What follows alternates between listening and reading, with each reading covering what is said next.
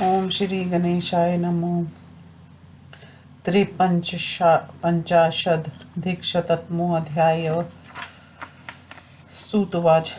तमालोक्य पलायन्तं बिभ्रष्टध्वज कामुर्कम् हरिदेव सहस्राक्षो मल्मेने भग्नं दुराहवे। दैत्याक्षं मुदितान् दृष्ट्वा कृत्वं नाध्यगच्छत्। अथाया निकटे विष्णु सुरेशपाकशासन उवाच चैन मधुरं प्रोतसाह परिबृहकं कमेभिः क्रीडसे देवदानवैर्दुष्टमानसे दुर्जनैर्लब्धर्नधस्य पुरुषस्य कृतुक्रिया शक्तेनोपेक्षितो नीचो मन्यते बलमात्मना तस्मान् नीचं मतिमान् दुर्घिनहिंसन्त्यजेत् अथाग्रेसरसम्पत्या रथिनो जयमाप्नुयुः कस्ते सखा भवच्चाग्रे हिरण्याश्ववधे विभो हिरण्यकशिपुर्दर्तयो वीरशाली मदोद्वत त्वां प्राप्यापश्य दस्रो विषं समृति विभ्रमम् पूर्वेऽप्यतिबलाये च दैत्येन्द्रासुरविदिष्व विनाशमागता प्रापय शलभा इव पावकं युगे युगे च दैत्यानां त्वमेवान्तकरो हरे तथैवाधे भगनाना भव विष्णुसुराश्रये एव मुक्तस्थो विष्णुवर्य वर्धर्त महाभुजा धृत्या परमया युक्त सर्वभूताक्षोरिहा अथोवाच सहस्राक्षं कालशमधोक्षज दैत्येन्द्र सर्वैर्वध्योर्पाय शक्या हन्तु हि नान्यता दुर्जस्त्यारको दैत्यो मुक्त्वा सपदिनं शिशुं कश्चित् स्त्रीवध्यतां प्रप्तो वधेन यस्य कुमारिका जम्भस्तु वध्यं ता प्राप्तो दानवा क्रूरविक्रमा तस्माद्वीर्येण दिव्येन जहि जम्भ जठरम् अवध्य सर्वभूतानां त्वां विना स दुदानवा मया गुप्तो रणे जम्भ जगत्कण्टकमुदर तदैकुण्ठवच श्रुत्वा सहस्राक्षो मराहिराः समादिशत्सुरान् सर्वान् सैन्यस्य रचना प्रति यत्सारं सर्वलोकेषु वीर्यस्य तपसोऽपि च तदेकादशरुद्रांस्तु चकाराग्रेसरान् हरिव्यालभोगाङ्गसन्नदा बलिनो नीलकन्धरा चन्द्रखण्डिरमण्डली मण्डितोत्रो श्रीखण्डना शूलज्वालावलिपाटका भुजमण्डलभैरवा पिण्डोज्जटा सिंहंशमार्णो शीडिंगना कपालीशादयो रुद्रा विद्रदावितमहासुरा कपाली पिंगलो भीमो विरूपाक्षो विलोहिता जेषशासन शासता शम्भुषण्डो ध्रुवस्ता एतेकादशनानन्तबला रुद्रा प्रभाविना पालयन्तो बल्यस्याग्रे दारयन्तक्षदानवान् आप्यायन्तस्त्रिदशान् गर्जन्त इव चाम्बुदा हिमाचलाभे महती काञ्चनाम्बुरुहस्त्रजी प्रचलचामरे हेमघण्टासङ्गाटमण्डिते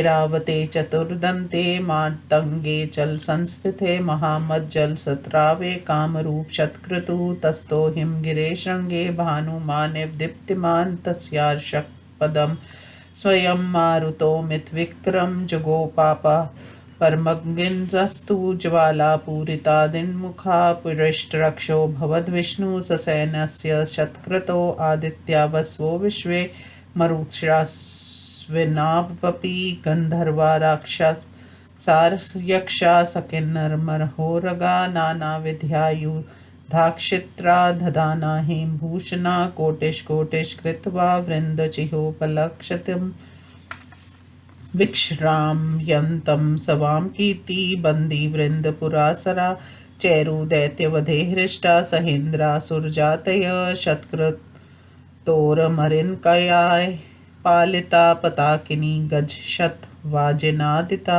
सितात्पत्रध्वज कोटिमण्डिता बभूव सादिति सुतशोकवर्धिनी आयान्ति मवलोकयात् सुरसेना गजासुर गजरूपी महाम्बोधः सांगतो भाति भैरवा पराक्ष धायुधयो दैत्यो दंशितोष्ट कस्मुट्ट ममर्दचरणे दिवाक्षि क्षेपान्यान् करेण तु परान् परशुना जघने दैत्येन्द्रो रौद्र विक्रमा तस्य पातयत सेना यक्ष गंधर्व किन्नरा ममूचु सहन्ता सर्वे चित्रशस्त्रास्त्र सहितमा पाषाण पक्षांत्र शक्रान् भिन्दिपालान् समुद्रान् कुन्तान् प्रासीन् सिताक्षान् मुन्द्राक्षापि दुस्सहान् तान् सर्वान् सोऽग्रसद् दैत्यक्वालनवयूथपाय कोपास्फालित दीर्घार्घ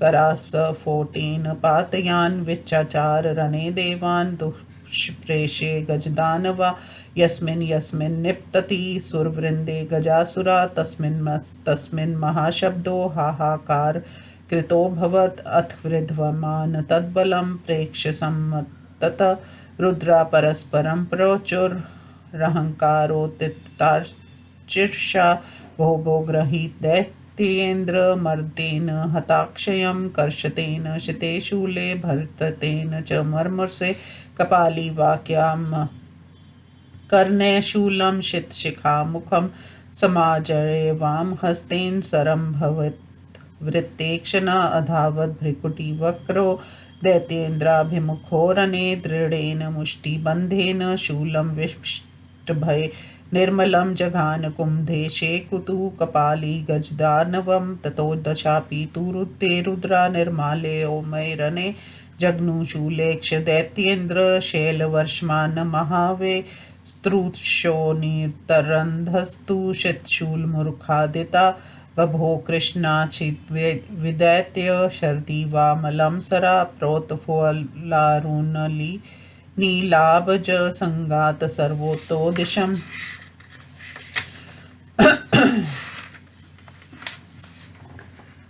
भस्म शुभ्र तनुच्छाय रुद्र हर्षिरावृत उपस्थिता ते दैत्योऽथ प्रचलत् कर्ण पल्लवा शंभु बिभेद दर्शेन विदेशे गजासुरा दृष्टा सक्तक्तु रुद्रभया दवरुद्रास्तो दूतं तत्क्षुविवृधे शस्त्रे शरीरं मर्द्विषा निर्भया बलिनो युधे रणभूमो व्यवस्थिता मृतं महिष्मासाद्य वने गोमायो वो यथा कपालिनं परित्यज्य गतक्षासुरपुरङ्ग पुंगवा वेगेन कुपितो दैत्यो नवरुद्रानुपाद्रवत् ममर्चरणाघाते धर्ते क्षापि करेण च स तैस्तु मूल्ययुधेन श्रमासादितो यदा तदा कबाली जग्राहं करं तस्म्यामरुद्विषा भ्रामयामास वेगेन हातीव च गजासुरं दृष्टा क्षमातुरं दैत्यं किञ्चित्तस्फूर्तिजीवितं निरुत्साहं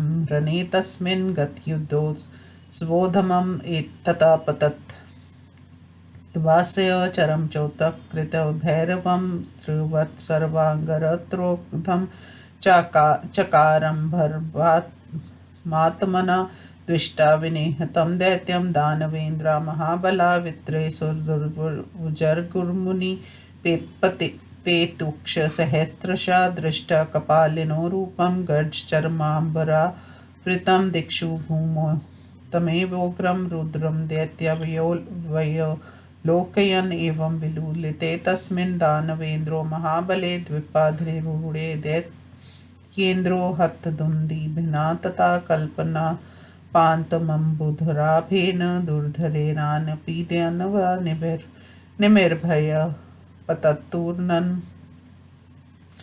सुरसैन्यानि लोडयन् यायां निम्ने गजो याति द्विषं तातां स हवाहनात् सत् यज्ञदुर्दुर्वेदवा भयार्तस्त्यक्तहेतया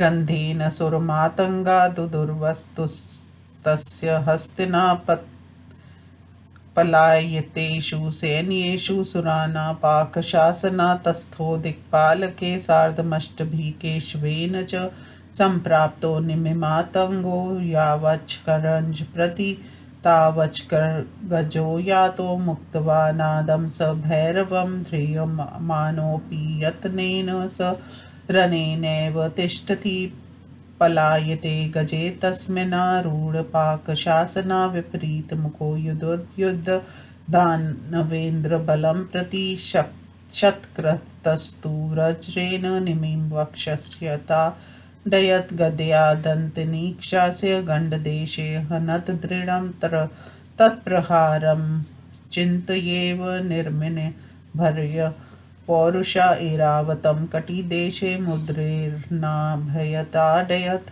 स हतो मुद्रेनाथ शक्रुकुञ्चर आहवे जगाम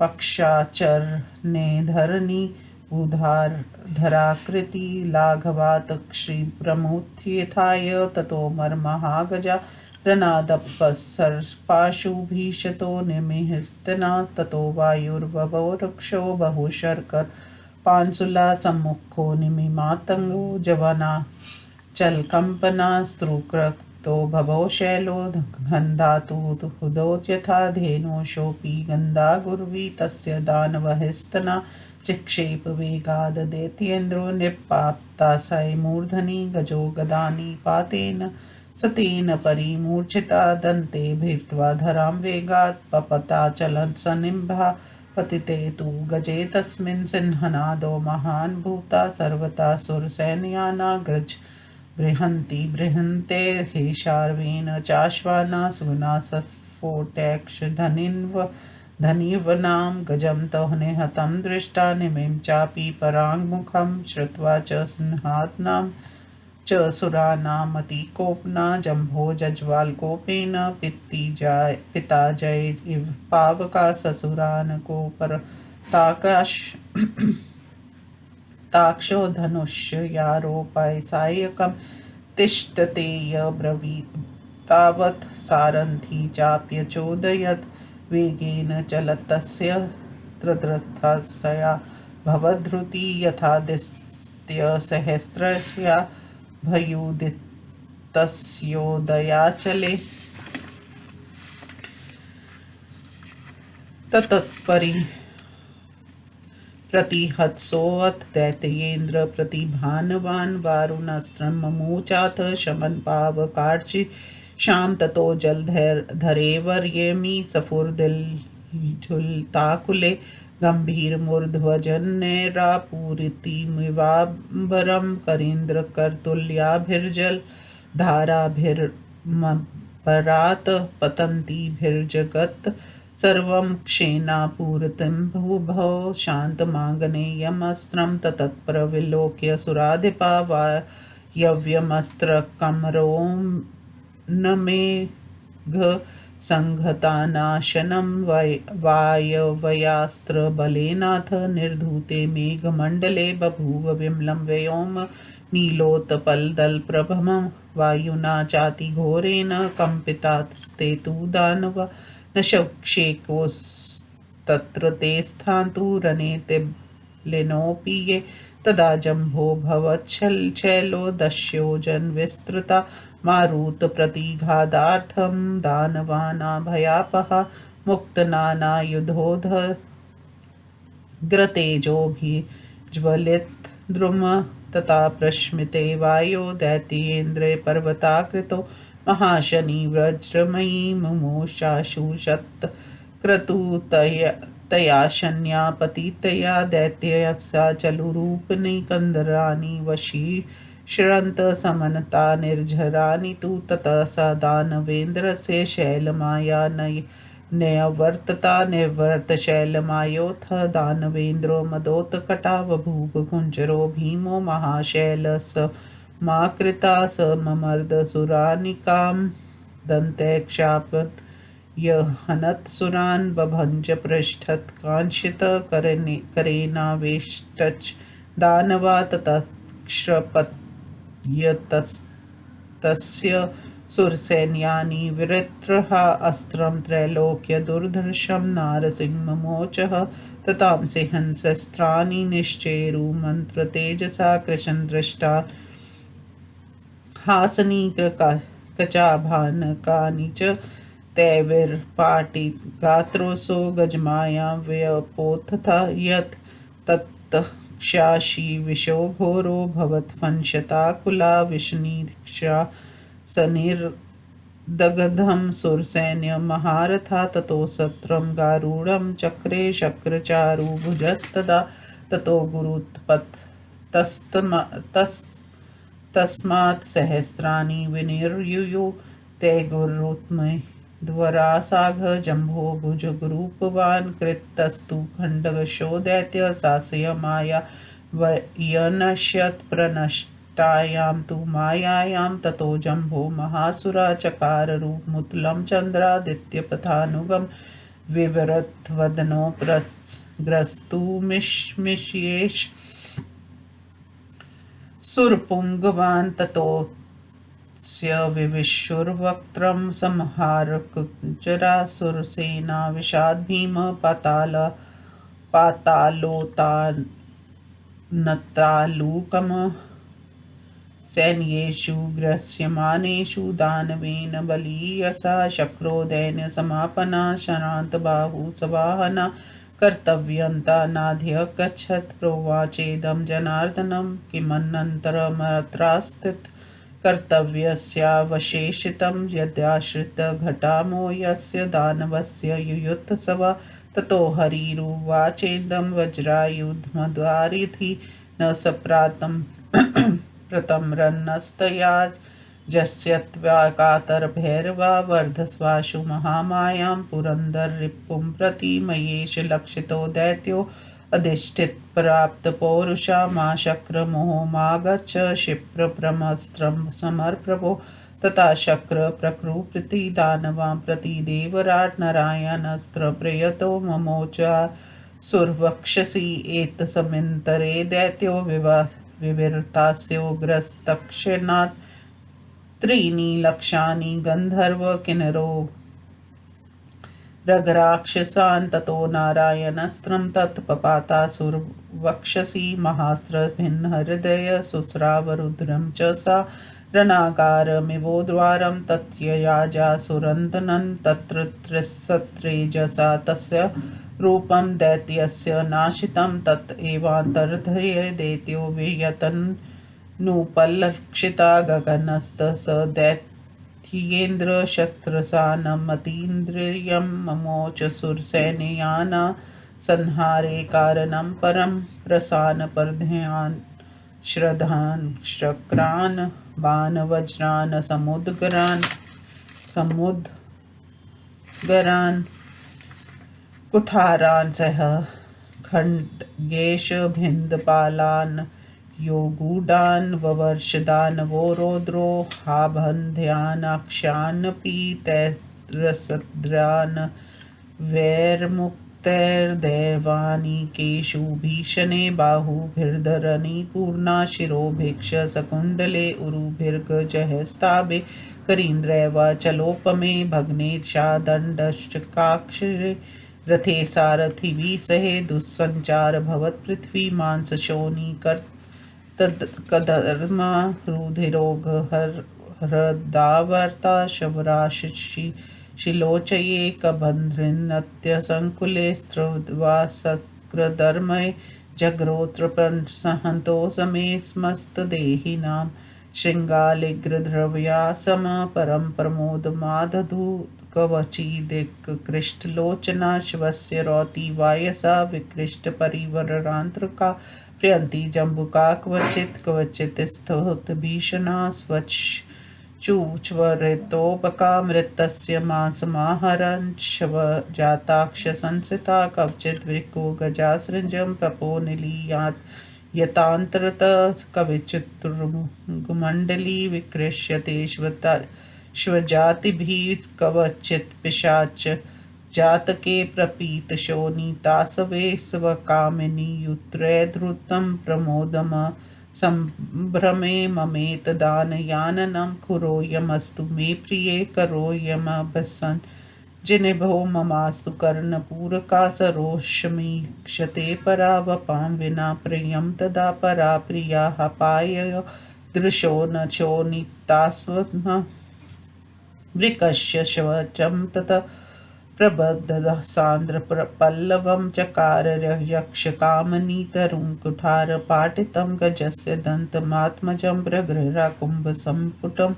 विपाटचं मौक्तिकं परं प्रियप्रसादमिच्छते समासशोनिस्तासवं पपोक्ष यक्ष राक्षसामृतस्य केशवासितं रसं प्रगृह्पानिना प्रिया विमुक्तजीवितं प्रमाण्य सृगास्वं न पथ्यतां प्रयाति मे गतं शमशाननोगचो न गोचरं नरस्य तजहातसो प्रशस्य किन्नराननं स नाग एष नो भयं दधाति मुक्तजीवितो न दानवस्य शक्यते मया दतैकयाननम् इति प्रयाय वल्लभा वदन्ति यक्षयोषिता परे कपालपानये पिशाच क्षर राक्षसा वदन्ति देहि देहि मे ममति भक्ष्यचारिणा परे वर्तीय शोणिता पगासुधोत मूर्तया प्रतिन्न प्रतपरय देवता समर्चयन्ति चामिषे गर्जोडपये संसूथिता सतरन्ति शोणिता हृदम् इति प्रगाढ सकण्ठे सुरासुरे सुसंगरे भयं सुमुञ्च दुर्जया भटा सुफण्टि तन्तिमानिना तथा शक्रो धनेश च वरुण पवनोन्नला नयनोऽपि निक्षति शापि दिव्यस्त्राणि महाबला आकाशे मुमुच सर्वे दानवान् विसन्ध्यते अस्त्राणि व्यर्थां जगमुदेर्वान् प्रति सरन्भेनाप्य युद्धयन्त सहन्ता स्तूमुलेन च गन्तिना विबुधशापि श्रान्ता दैत्यस्य देवता दैत्यस्त्रीभिना सर्वाङ्गाः किचित्करन्ता गता परस्परं वलीयन्त गाव शीतादिर्ताविव तद्वस्थान् हरिदृष्टा देवांश शक्रमुवाच ब्रह्मास्त्र स्मरदेवेन्द्र यस्यावध्यो न विद्यते विष्णुनाचोदिता शक्र संस्मारास्त्रमहोजसं सम्पूजितं नित्यमरातिनाशनं समाहितं बाणममित्रघातने धनुष्य जय विनोजय बुद्धिमा न भूत ततो मन्त्रसमाधिमानसा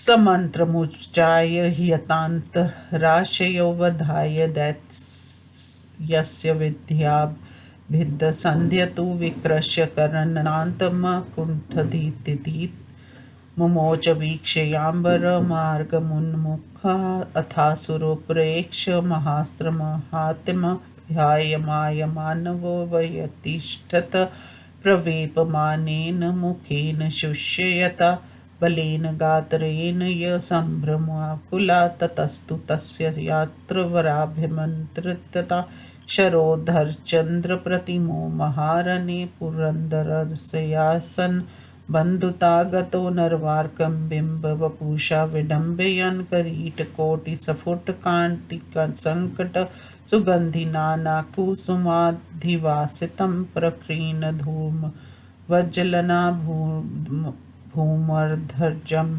पपातजम्भस्य शिरं सकुण्डलं तस्मिन् विनिहते जम्बे दानवेन्द्रपरागमुखा ततस्ते भङ्ग्रसङ्कल्पा प्रययुर्तारकाता सन्तु तस्त्रान् समालोक्य श्रुत्वा रोषमागात् परं स जम्भदानवेन्द्र तु सुरेशरन्मुखे हतं सावलेपं संसरम्भं सर्गवं सपराक्रमं सविष्कारमनाकरम् तारको भावमाविशत् जैत्रं रथमासथाय सहस्रन् गरुत्तमां संरम्भाददानवेन्द्रस्तु सुरेरन्मुखे गता सर्वायुध परिष्कार सर्वास्त्रपरिरक्षिता त्रैलोक्य हृदि सम्पन्ना सुवृस्त महाननारण्याभयपतत्तुर्न सैन्येन महतावृता जम्भास्त्रक्षत्र सर्वाङ्गतया वक्तवैर्वदन्तितं स जंस्मातलीना गुप्तं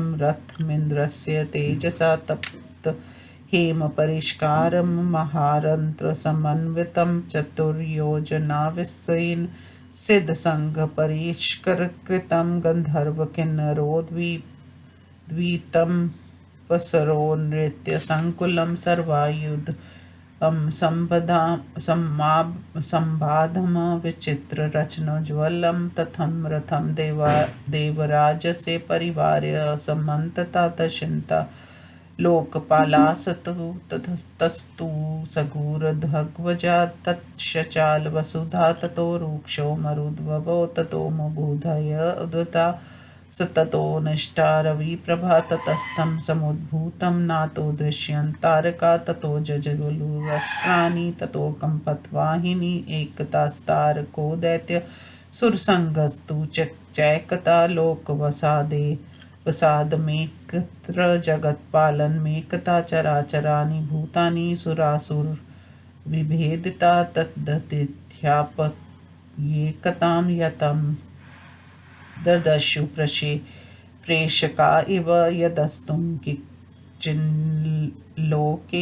त्रिषु सतास्वरूपकं तत्रादृश्यदखिलं खिलीभूतविभूतिकम् अस्त्राणि तेजांसि धनानि धैर्यं सेनबलं वीरपराक्रमो च तत्सत्वोजसान्तनीकरं बभूव सुरासुरान् तपसोबलेन अथाभिमुखमक मायान्तं नवभिर्नत्पर्वभिवानेरनल कल्पागरे विर्भिदुस्तारकं हृदि स तान् चिन्तये दैत्येन्द्रसुरबाणन् गतान् हदि नभभिर्नर्वविर्भवारणे सुरान् विवयाद दानवा जगदरन् सम्भूते शल्येरेव पुरसरे ततोऽच्छिनत् चर्वरान्तं सङ्ग्रामे मुमुच सुरा अनन्तर च कान्तनां श्रुपातमिव निशम् तत्प्रप्तं व्ययत्येव नाशयामास दानवा शैर्यर्थाकुच्चरित प्रख्यात परमागतं सुरनिर्मलं कर्मायातं कुपुत्रं स्वं महाकुलम् ततो निर्वाय तद्बाणजालसुरभिजेतिरितं बाणे वर्येमिदिश्य पृथ्वीं पूरयामास दानवा चछेद पुरुषदेषु स्वैके स्थाने च लाघवात् बाणजाले सुतीक्ष्णाग्रे कङ्कभरनिवार्जिते कर्णार्धकष्टविर्मले सुरवर्णजटलोज्ज्वले शास्त्रिणे संशयप्राप्तान् यथार्थान्वये विकल्पिते ततः शतेन बाणाना शक्रं व्यवयाद दानवा नारायण च सप्तया नवतया च हतुशनं हुताशनं दक्षभिमुहूर्तं मुदुर्न यमदशभिरेव च धनन्द चैव सप्तया वरुण च तथाष्टभिः विशन्तया निर्शन्त दैत्यं पुंस्याष्टभिरेव च व्यवयाद पुनरेककम् दशभिर्दशं शरे तथा च मातलिं दैत्यो विवयाद त्रिभिराशुगा गरुडदशभिश्रैव स विव्ययाद त्रिभिः पुनश्च दैत्यो देवानां तिलशो नत्पर्वभिः चकार वर्मजातानि चछेद च धनुषितुं ततो विक्वचा देवा विधुनष्का शरे कृता अथान्यानि जपानि तस्मिन् सरोषा रणे लोकपाला गृहीत्वा समताद् क्षैरक्षैदार्णवेन्द्र तत्तक्षु सता दानवो मर्षसरन्तक्नेत्र शराननिकल्पान् ववर्षमारान् ततो बाणमादाय कल्पानलाभमं जघो नरोऽसि क्षिप्रमिन्द्रसुबाहुं महेन्द्रोऽप्यकमद रथोपस्थ एव विलोक्यान्तरिक्षे सहस्राकबिम्बपुन्दान्वो विष्णुमुदवीर्यं शराम्भयो जघानस्मूले सलीलं तत्केशवस्य पथचाग्रमग्रे ततस्तारकं प्रेतनाथं पृष्ठके वर्षयूतस्य सव्यस्मरन् श्रुतभवाम् शरेरग्निकल्पे जर्लेशस्य कायं रणेशो यद्य दुर्जया दैत्यराज शैररग्निकल्पयक्षकाराशु दैत्यस्तथा राक्षसान् भीतान् दिशासु पृष्ठकेशरुक्षे विकारप्रयुक्तं चकारनिलं लीलया वा सुरेश क्षणालभिज्जिता स्वयं विनुक्षक्रानलाघ्या संसहते तीक्ष्णे पृष्ठके प्रचुकु प्रचण्डेन दैत्येन सार्धं महासङ्ग्रहरास्कल्पमथानम्य चापं हस्तीक्षण बाणे हर्नत्सारथि दैत्यराजस्य हृदं ध्वजं धूमकेतुकरीटं महेन्द्रो धनेश धनुकाञ्चनान् पृष्ठं यमो बाहुदण्डं रथाङ्गनी वायु निर्चाचारनामी क्षरस्यापि वरं दृशा दग्धयुधमरे कृत्रिं पराक्रमं दैत्यनाथ कृतं सङ्ख्ये स्वबाहुबान्धवा मुमोच मुद्रं भीमसहस्रक्षाय सङ्गरे द्विष्टा मुदर्मायान्त मणिवार्थाम्बरे रथादापलुत्य धरणी मग्मत्पाक्षासनमुद्रोऽपि रथोपस्थे पपात पुरुषस्वनः स रथं चूर्णयामासनममार च मातिला गृहीत्वा पटिशं दैत्यो जघोनो ऋषिकेशवं सकन्दे गूतमतासोऽपि निःशसाद्विचेतना खड्गेन राक्षसेन्द्रिय निष्कर्त च वाहनं च यं च पातयामास भूमौ दैत्यो भूषिण्डना वहिं च भिन्दिपालेन ताडयामास मूर्ध्नि वायुं च दोर्भयामुत्क्षिप्य पातयामास भूतले धनेशं च धनुष्कोटचाकुटयामास कोपना ततो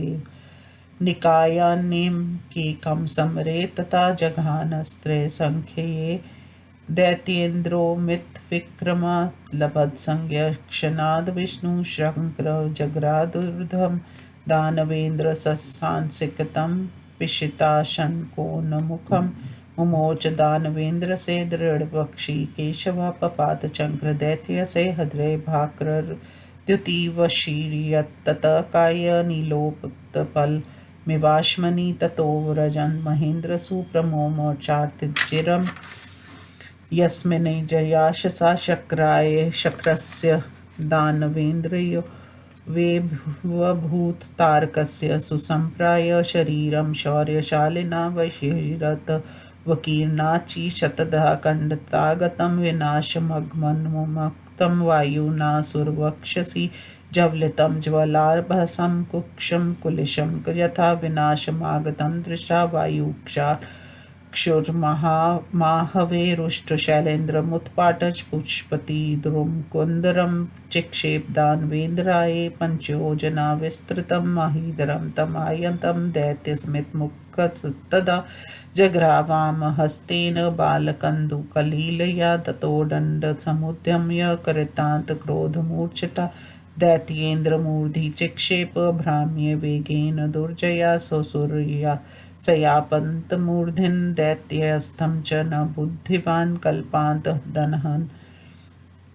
दहन् लोकामाज्यं जबलनस्ततः शक्तिं चक्षेप दुर्धषा दानवेन्द्राय संयुगे नवाशिरीषमालेव सास्य वक्ष सय्यराजता ततः खड्गसमाकृष्य कुपादाकाश निर्मलं भासितात्सित दिग्भागं लोकपालो निश्चति चिक्षेप दानवेन्द्राय तस्य मूर्धि पपात च पतितश्रागमथ खड्गं सशीघ्र शतखण्डतां जलेशसस्तु गद्रहर्षं विषपावक भैरवं मुमोच पाशं दैत्यस्य भुजबन्धीभिलाषक स दैत्यभुजमासाद्य सर्पसद्यो व्यपद्यत् सुफ्टितक्रकचुकुरुर्दर्शनालीमर्हान्नु ततो शिवनो समृतता ससाधय समहोरगा स यक्षा रक्षसङ्गन्धर्वा दिव्यनानास्त्रपानय जधुर्दैत्य शरं सर्वे सम्भूय सुमहाबला न चास्त्रानस्य सजन्ते गात्रे व्रजाचलोपमे ततो रथादवप्लुत्य तारकोदन्वाधिपा जघान कोटिशो देवान् कर्पाक्षिर्णो भिरेव च हतशेषानि सैन्यानि देवाना विप्रदुरु दिशोभितानि सन्तयजय रूपकर नानी तु लोकपालन सतो दैत्यो बबन्धेन्द्र मुखान् रणे सकेशवान् दृढे पाशे पशुमार पशुनिव स भूयो रथमास्थाय जगाम स्वकमालयं सिद्धगन्धर्वसङ्घुष्ट विपुलाचल मस्तकं सुत्यूमानोदिति सुतुतैर् सप्रोभिर्विनोदिता त्रैलोक्यलक्ष्मीस्तद्वेषे प्रविष्ट स्वं पुर्यथा निःसादासने पद्यारगन् विनिर्मते तथा किन्निर्गन्धर्व नागनारी विनोदिते क्षण विनोदमानस्तु प्रचलन मणिकुंडला इति श्री मत्स्य महापुराणे देवासुर संग्राम में तारक जय लाभो नाम 53-शतमोऽध्याय। हिंदी अनुवाद। सूची कहते हैं, ऋषियों, उस भयंकर युद्ध में उन श्री हरि को ध्वज और धनुष से रहित हो भागते हुए देखकर सहस्त्र नेत्रधारी देवराज इंद्र ने उन्हें पराजित हुआ मान लिया। उधर दैत्यों को हर्ष से उछलते देखकर इंद्र किंग कर्तव्य विमूढ़ हो गए। तदंतर पाक्षासान देवराज इंद्र भगवान विष्णु के निकट आए और इस प्रकार उत्साहवर्धक मधुर वाणी में बोले, देव, आप इन दुष्ट चित्त वाले दानवों के साथ क्यों खिलवाड़ कर रहे हैं? भला जिसके भेद को दुर्जन जान लेते हैं, उस पुरुष की क्रियाएं कैसे सफल हो सकती हैं? समर्थ पुरुष द्वारा उपेक्षा की दृष्टि से देखा गया नीच मनुष्य उसे अपना बल मानने लगता है। इसलिए बुद्धिमान पुरुष को चाहिए कि ऐसे आश्रयहीन नीच शत्रु की उपेक्षा ना करे। विभो, प्रथम आक्रमण करने पर रथियों की विजय होती है। पहले हिरण्यक्ष का वध करते समय आपने यही किया। वहां कौन आपका मित्र हुआ? दैत्यराज हिरण्यकशिप परम पराक्रमी एवं गौरवान्वित था, किंतु आपको अपने समक्ष पाकर उस असुर के भी होश उड़ गए और उसने आपको भयंकर रूप में देखा। पूर्व काल में जितने भी देवोद्रोही महाबलो दैत्येंद्र हुए, वे सभी आपके निकट पहुंचकर अग्नि के समीप गए हुए पतंगों की तरह विनाश को प्राप्त हुए।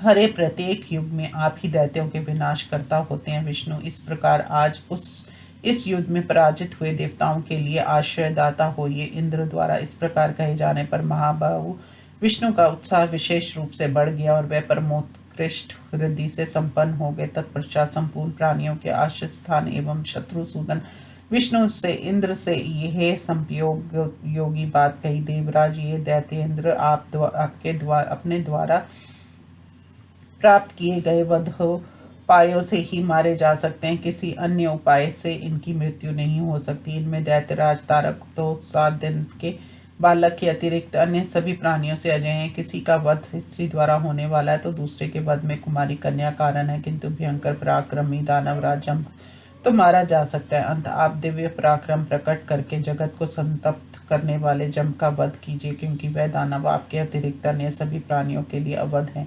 यद भूमि में मेरे द्वारा सुरक्षित होकर आप जगत के लिए कंटक भूत जम्प को उखाड़ फेंकिए। भगवान विष्णु के उस कथन को सुनकर असुर हंता सहक्षा शास्त्राक्ष इंद्र ने संपूर्ण देवताओं को पुनः सेना संगठन के लिए आदेश दिया।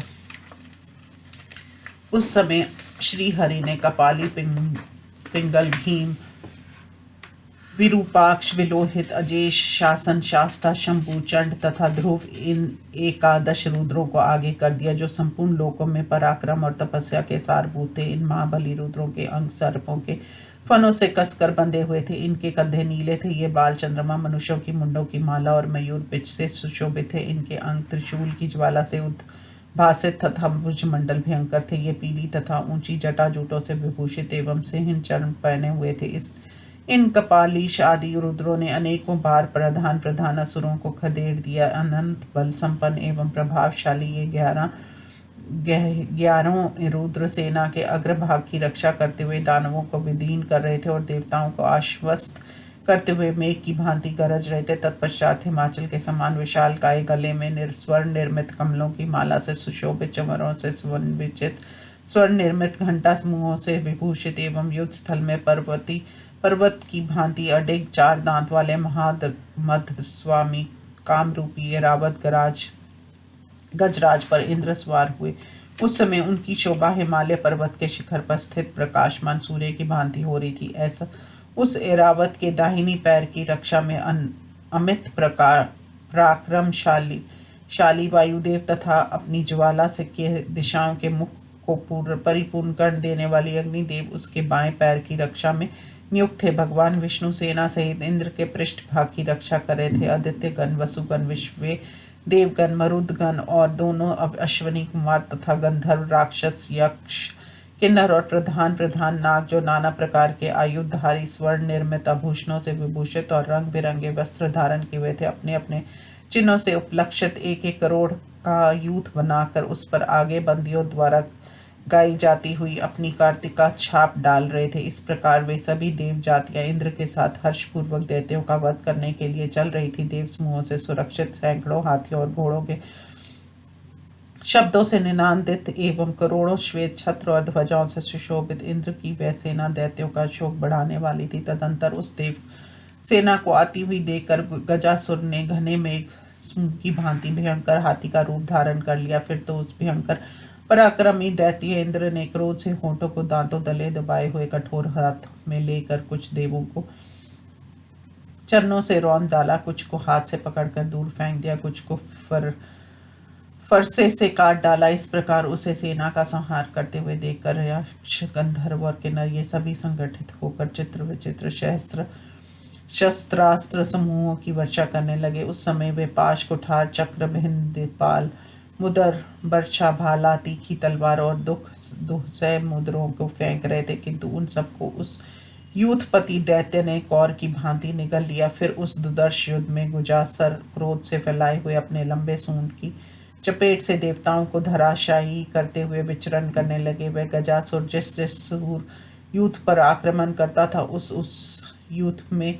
हाहाकार पूर्वक चीत्कार होने लगता था। तदंतर उस देव सेनाओं को चारों ओर भागती हुई देखकर अहंकार से भरे हुए रुद्रगण परस्पर कहने लगे, भो भो सैनिकों, इस दैत्येंद्र को पकड़ लो, इस अक्षयहीन को रौंद डालो, इसे पकड़कर खींच लो और तीखे शूलों से इसके मर्मस्थानों को छेद डालो। ऐसा ललकार सुनकर कपिल के नेत्र क्रोध से चढ़ गए और उनकी बाहें टेढ़ी हो गई। तब वे तीखे एवं चमकीले मुख वाले शूल को बाएं हाथ से पहुंचकर रणभूमि में दैत्येंद्र गजासुर के सम्मुख दौड़े। फिर कपिवाली ने उस निर्मल शूल को सुदृढ़ मुट्ठी से पकड़कर गजासुर के कंठ स्थल पर प्रहार किया। तदंतर वे दसों रुद्र रणभूमि में युद्ध करते समय निर्मल लोहे के बने हुए शूलों से पर्वत सुदृश्य विशाल काय दैत्येंद्र गज पर आघात करने लगे। तीखे मुख वाले शूलों के आघात से पीड़ित हुए गजासुर के शरीर छिद्रों से रक्त बहने लगा।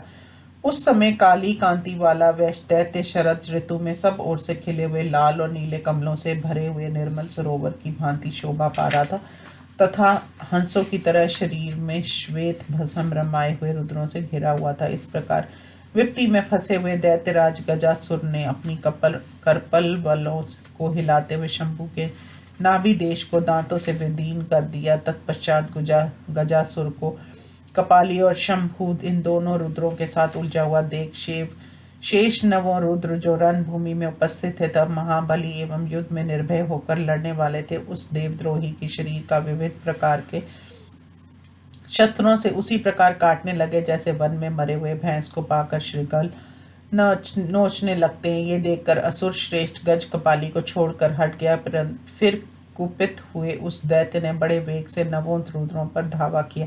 उसने पैरों के आघात से, दांतों के प्रहार से तथा सूंड की चपेटों से रौंद डाला। इस प्रकार उनके साथ दंड युद्ध करने से जब वह थक गया तब कपाली ने उस देवद्रोही की सूंड को पकड़ लिया और वह गजासुर को बड़े वेग से घुमाने लगा। जब उन्होंने देखा कि यह दैत्य परिश्रम से आतुर हो गया है, उसकी युद्ध के लिए अभिलाषा एवं उद्यम समाप्त हो चुके हैं, ये रण में उत्साहहीन हो गया है, अब इसके प्राण मात्र अवशेष है, तब उसे भूतल पर पटक दिया। उसके सभी अंगों से रक्त की धारा बह रही थी। तब कपाली ने भूतल पर पड़े हुए उस गजासुर के भयंकर चर्म को अधेड़कर अपना वस्त्र बना लिया। इस प्रकार दैत्यराज गजासुर को मारा गया देखकर हजारों महाबली दानवेंद्र भयभीत हो गए। कुछ तो रणा भूमि को छोड़कर भाग गए, कुछ धीरे से खिसक गए और कुछ वहीं गिर पड़े। गजासुर के चर्म से आच्छादित कपाली के रूप को देखकर दैत्यगण सभी दिशाओं में तथा भूतल पर सर्वत्र उन्हीं भयंकर रुद्र को देख रहे थे। इस प्रकार उस महाबली दानवेंद्र गजासुर के नष्ट हो जाने पर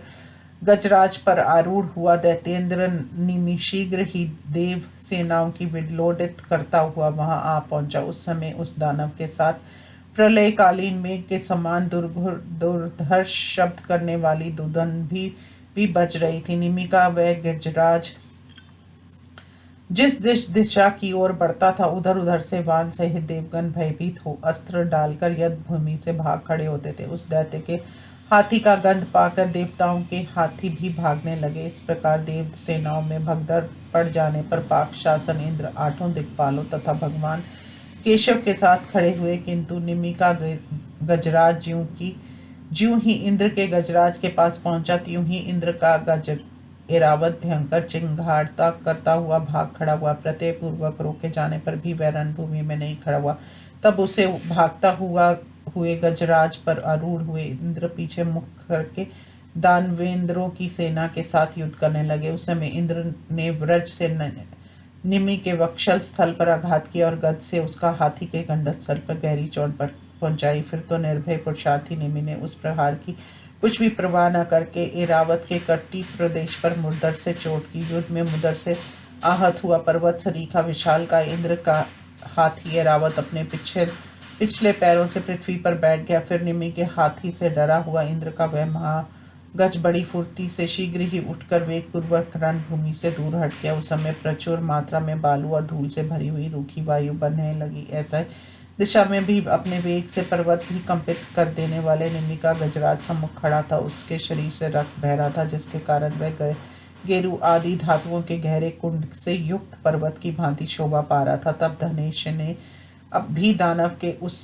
उस हाथी पर वेग पूर्वक अपनी भारी गदा चलाई, जो उसके मस्तक पर जा गिरी, जिससे दैत्येंद्र तो भूतल पर गिर पड़ा और वह हाथी उस गदा के आघात से मूर्छित हो गया। वह वेग पूर्वक दांतों से पृथ्वी को निर्दीन करके पर्वत सरीखे धराशायी हो गया। उस गजराज के गिर जाने पर देवताओं की सेनाओं में सब और महान सिंहाद होने लगा। उस समय हर्ष से भरे हुए गज समूह चिंगारने लगे, घोड़े खींचने लगे और धनुर्धारियों के धनुषों की प्रतियाएं चटचटाने लगी। इस प्रकार उस हाथी को मारा गया और निमिका भी यदि मुख देख कर तथा देवताओं का संहार सुनकर प्रचंड क्रोधी जमदग्नि की आहुति पड़े हुए अग्नि की तरह क्रोध से जल उठा। उस समय क्रोध से लाल नेत्रों वाले जंभासुर ने अपनी धनुष बाण चढ़ाकर देवताओं को ललकारते हुए कहा, खड़े रहो, भाग कर कहाँ जाओगे। साथ ही अपने साथी को आगे बढ़ने के लिए प्रेरित किया। तब वेग पूर्वक चलते हुए उसके रथ की ऐसी शोभा हो रही थी मानो उदय चल पर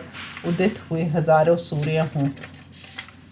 वह रथ शूद्र घटिकाओं के समूह से सुशोभित था। उसमें चंद्रमा के समान उज्ज्वल छत्र लगा हुआ था और उस पर पताका फहरा रही थी। जो ही रथ पर सवार जंभासुर सुर सैनिकों के हृदयों को धर्षित करता हुआ रणभूमि में दिखाई पड़ा, त्यों ही उदार हृदय इंद्र ने अपनी सुदृढ़ धनुष में हाथ लिया और उस पर तेल से साफ किए गए एवं सीधे लक्ष्य भेद करने वाले अर्धचंद्रकार बाण का संधान किया। वृत्रासुर का हनन करने वाले इंद्र ने उस बाण से रणभूमि में जंभासुर के बाण सहित धनुष को काट दिया। तब दानव नंदन जंभ ने शीघ्र ही उस धनुष को फेंक कर दूसरे वेगशाली एवं भार सहन करने में समर्थ धनुष तथा तेल से सफाए गए सीधा लक्ष्य भेद कराने वाले एवं संपर्क के समान जहरीले बाणों की हाथ में लिया। उनमें से उसने 10 बाणों से इंद्र की हंसली को, 3 बाणों से हृदय को और 2 बाणों से दोनों कंधों को बींध दिया।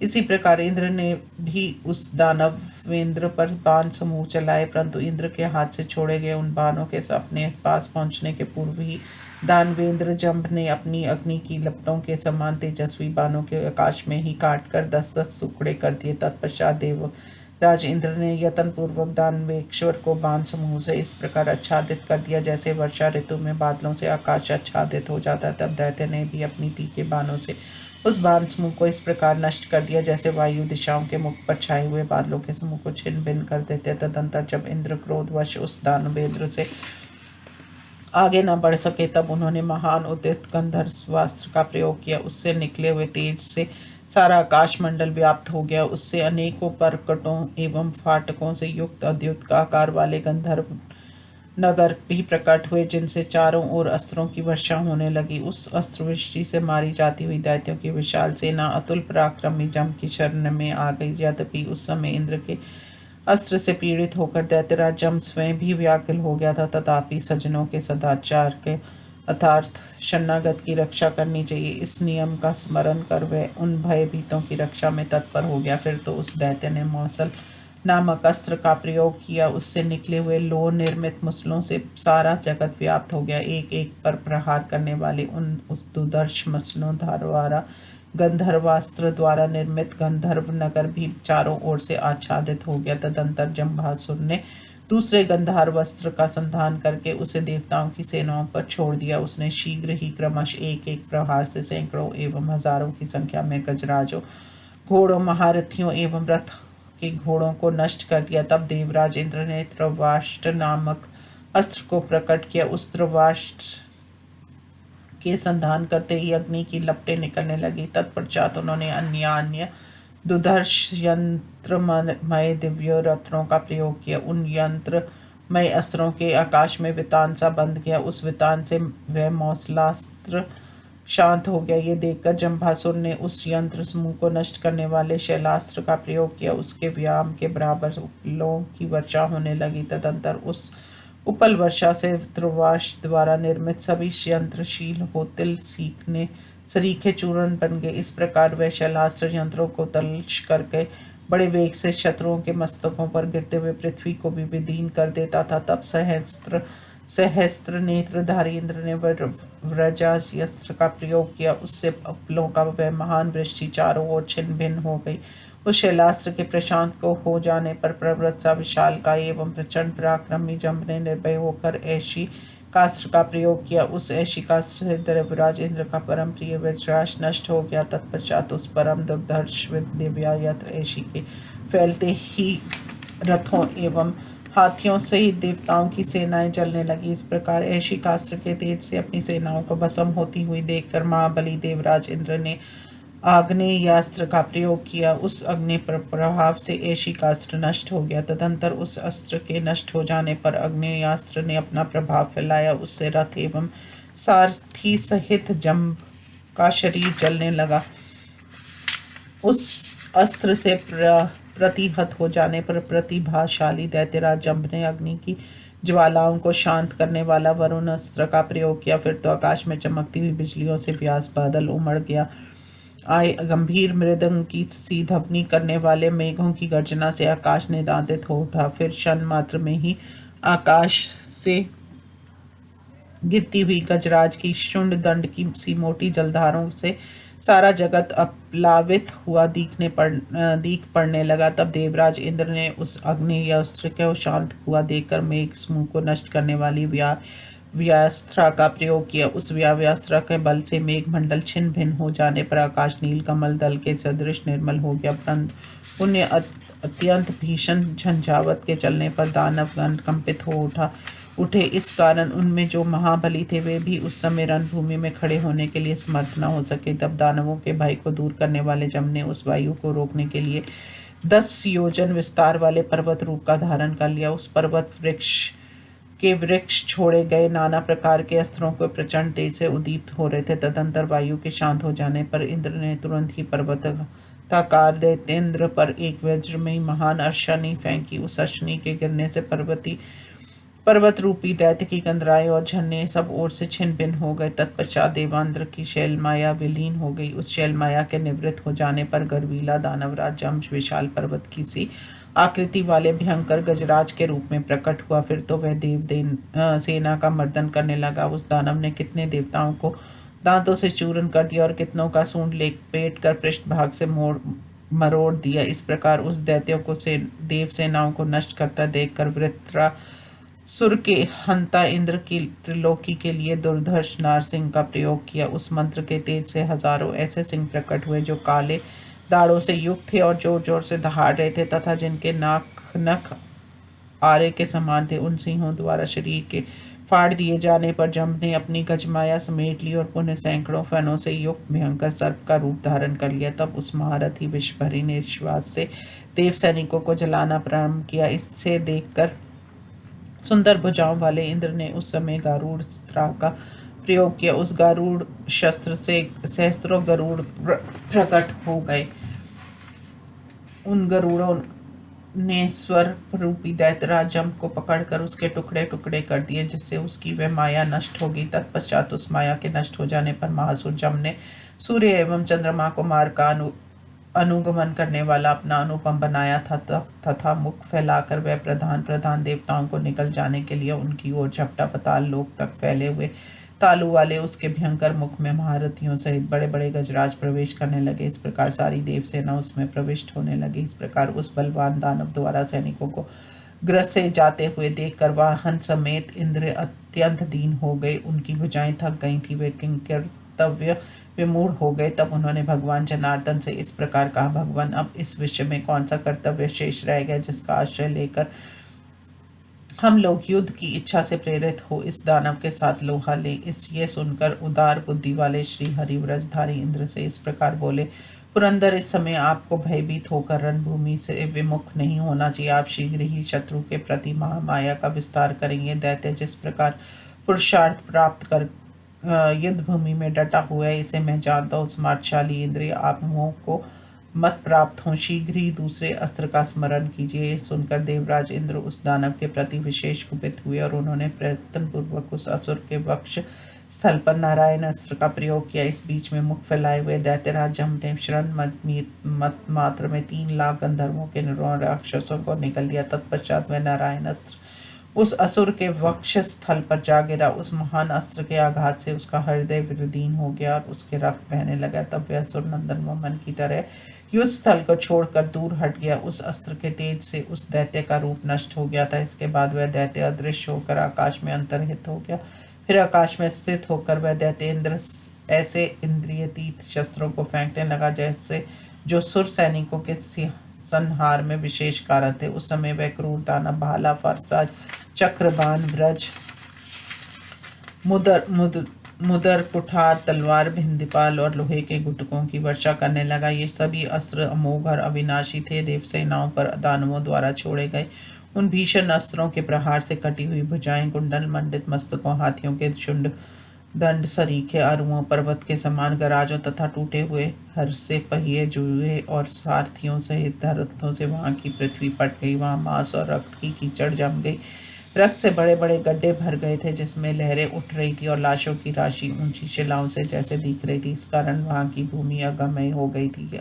उस युद्ध भूमि में यूथ कंबंध नृत्य कर रहे थे। उनके शरीर से बहती हुई मजा और रक्त की कीचड़ जम गई थी। वह समस्त प्राणियों के लिए त्रिलोकी के उपसंहार के समान दिख रही थी। उसमें सियार, गीद और कौवे परम प्रसन्नता का अनुभव कर रहे थे। कहीं कौवा लाश की आंखों को नोचता हुआ उच्च स्वर से बोल रहा था, कहीं शृगाल मोटी मोटी अंतड़ियों को खींचते हुए भाग रहे थे, कहीं अपनी चोंच से मांस को चबाता हुआ अत्यंत भयानक बुगला बैठा हुआ था, कहीं विभिन्न जाति के कुत्ते मरे हुए वीर की लाश से मांस खींच रहे थे, कहीं अंतड़ी में छिपा हुआ भेड़िया गजराज का खून पी रहा था, कहीं विभिन्न जाति वाले कुत्ते घोड़ों को लाशों की खींच रहे थे, कहीं रुधिर रूप आवास आसव का पान करने वाले पिशाच जाति के लोग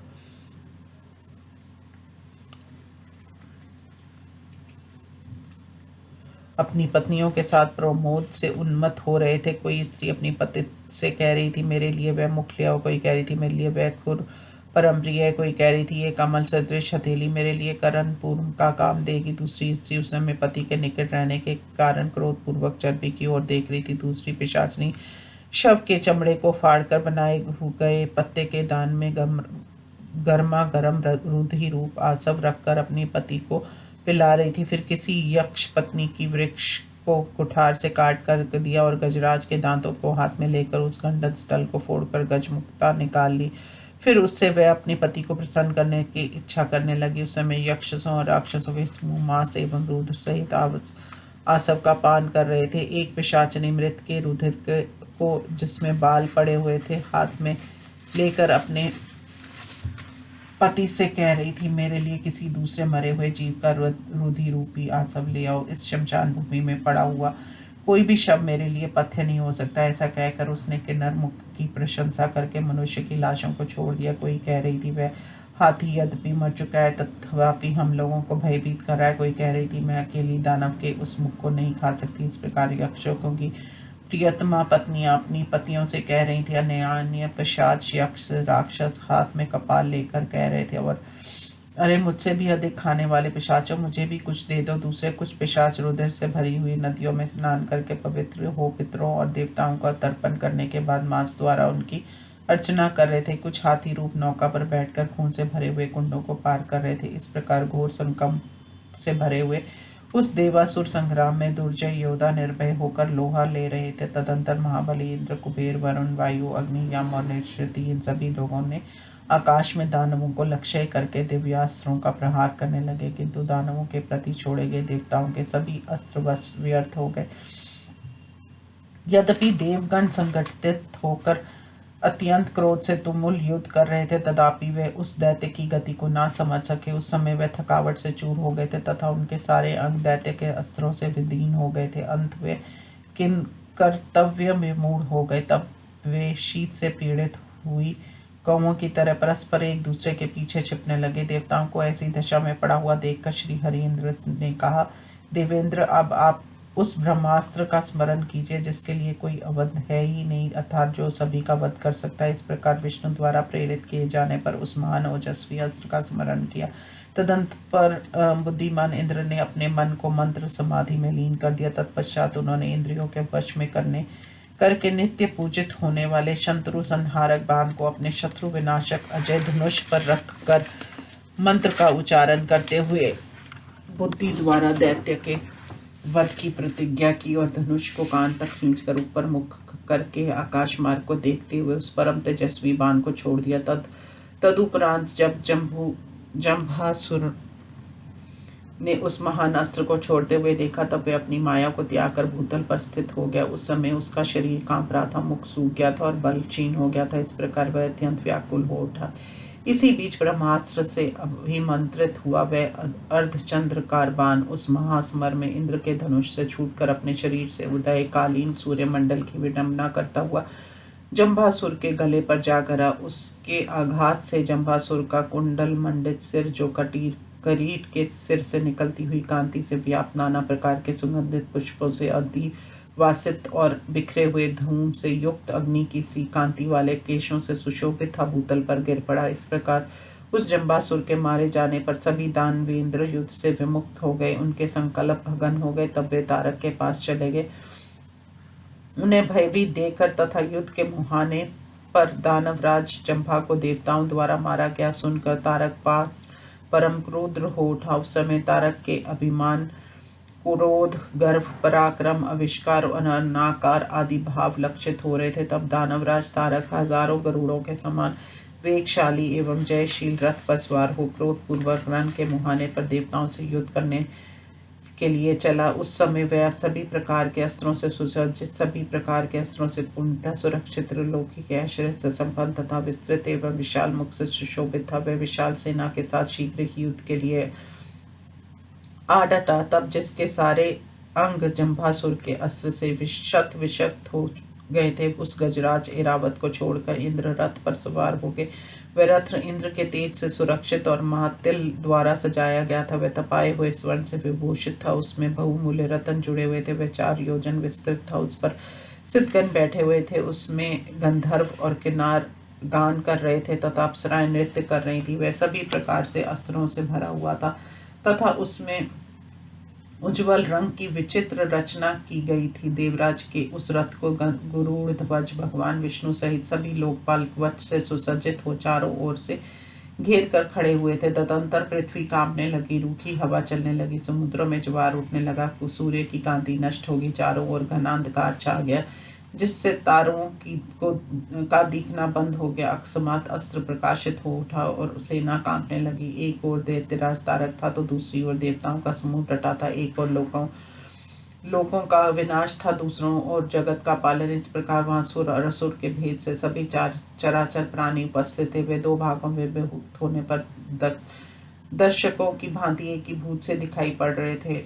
तीनों लोक में जितनी कुछ सत्ता संपन्न वस्तुएं थी, वे सभी के सभी अपनी एक एक ऐश्वर्य सहित वहां दिख रही थी। बल एवं पराक्रम शली देवताओं और असुरों की तपस्या के बल से वहां तेजस्वी अस्त्र, धन, धैर्य, सेना बल, साहस और पराक्रम का जमघट लगा हुआ था। तत्पश्चात तारक को सम्मुख धावा करते हुए देखकर इंद्रावती देवगणों ने ऐसे 9 बाणों से, जिनकी गांठें झुकी हुई थी तथा जिनके अग्रभाग अग्नि सरीखे तेजस्वी थे, तारक के हृदय को विदीर्ण कर दिया। तब दैत्यराज तारक ने अपने हृदय में गड़े हुए देवताओं के उन बाणों को की कुछ भी परवाह न कर प्रत्येक देवताओं को क्रमश ऐसे 9 बाणों से, जो जगत का विनाश करने में समर्थ था, अग्रभाग की में कील की भांति नुकीले थे, बींध दिए। तदंतर देवगण संग्राम भूमि में वियोगनीर स्त्री के दिन रात गिरते हुए अशुपात की तरह लगातार बाण समूहों की वर्षा करने लगे, किंतु दानवराज तारक ने उन बाण वृष्टि को अपने पास पहुंचने से अपूर्व आकाश में ही अपने बाणों के प्रहार से इस प्रकार नष्ट कर दिया, जैसे पुत्र दुर्राचनों से अपने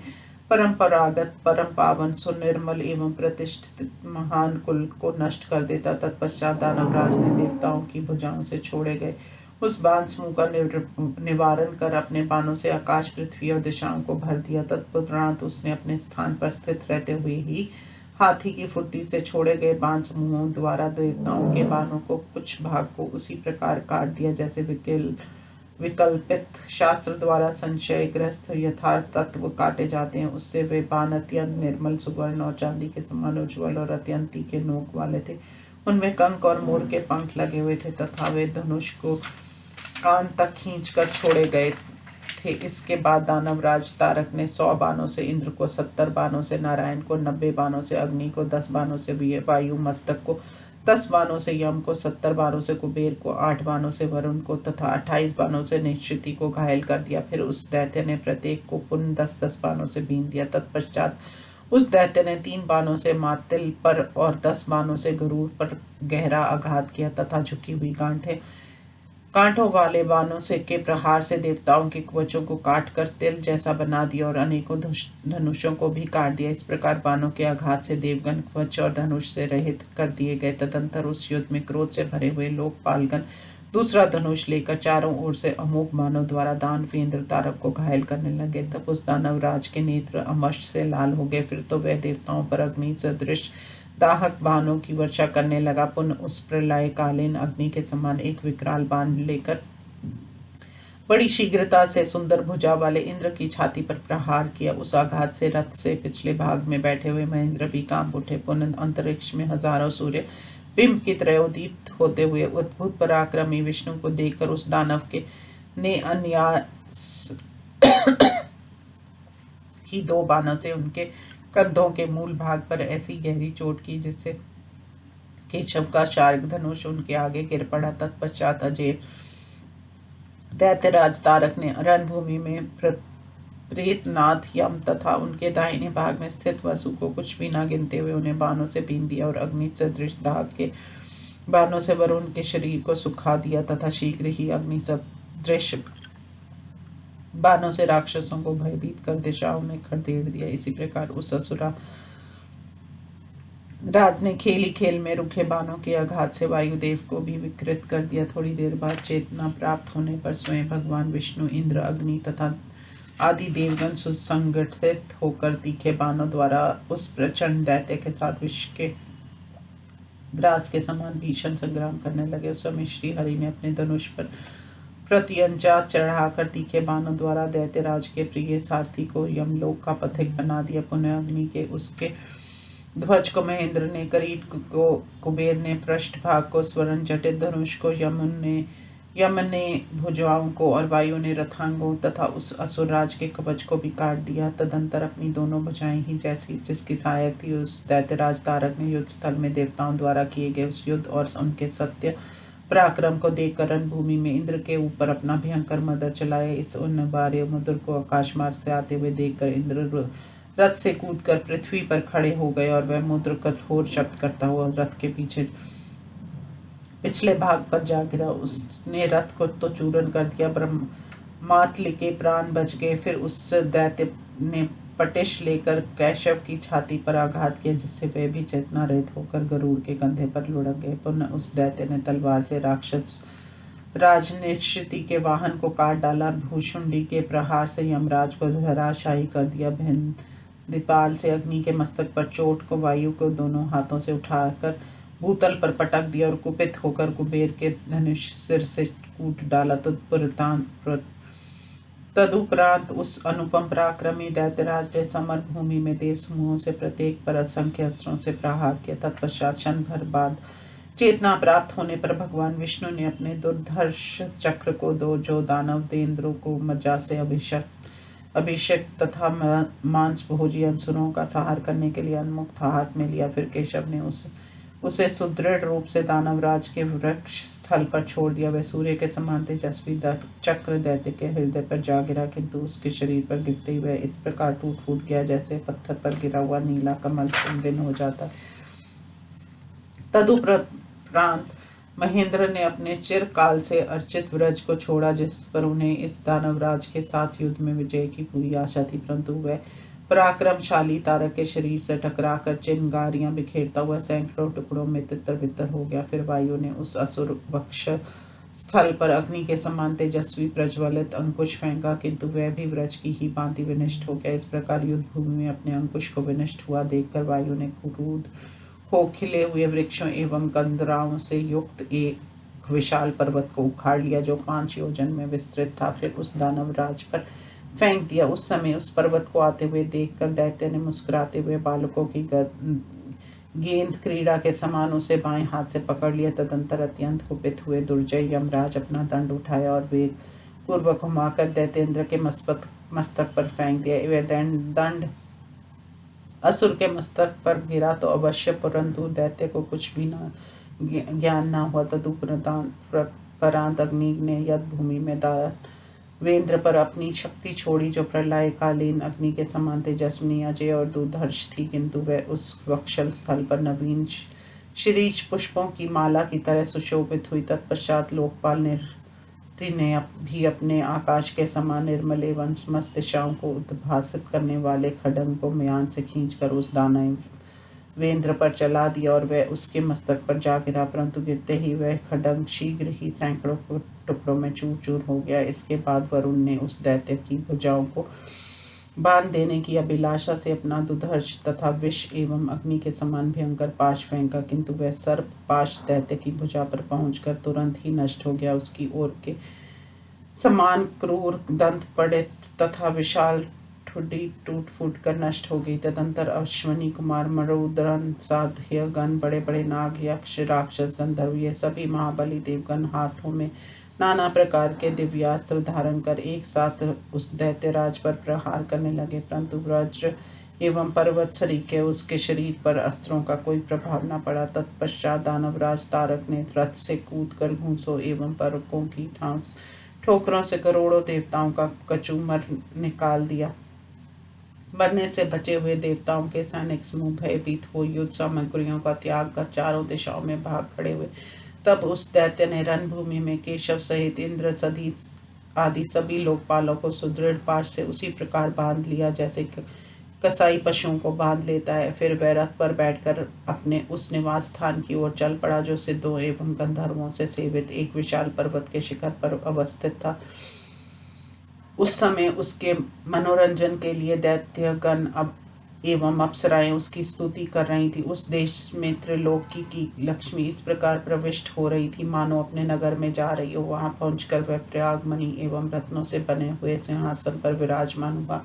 तब किन्नर एक गंधर्व और नागों की स्त्रियां उस मनोविनोद करने लगी। मन बहलाते समय उसके मन निर्मित कुंडल झलमला रहे थे। इस प्रकार श्री मत्स्य पुराण के देवासुर संग्राम में तारक जल लाभ नामक 153वां अध्याय समाप्त हुआ। ओम नमो शिवाय।